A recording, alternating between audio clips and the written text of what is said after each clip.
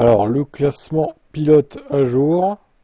N'oubliez pas de me donner votre note également de ce Grand Prix d'Arabie Saoudite. Moi, j'ai mis 11 persos, comme Shanghai, en fait. Donc, à peu près le même type de course.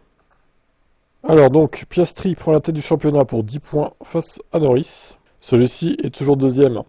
Il a marqué 12 points aujourd'hui. Enfin, hier, du coup.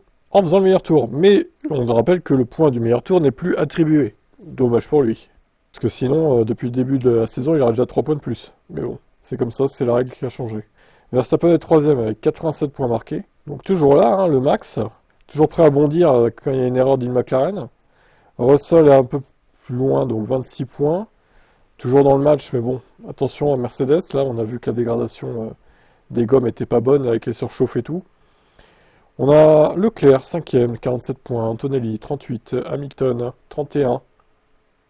Donc 16 points d'écart entre les deux pilotes Ferrari, ça commence à monter. Aïe aïe aïe. Et puis Antonelli, oui, il commence à y avoir 35 points d'écart avec Russell quand même. Il commence à faire pas mal.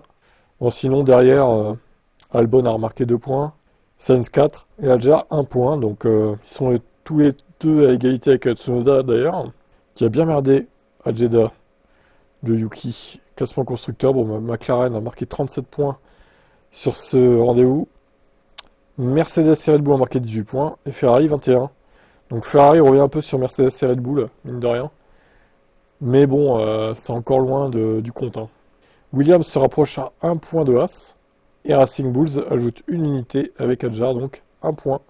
De plus, donc 8e avec 7 points. Il se détache d'Alpine et de Sauber.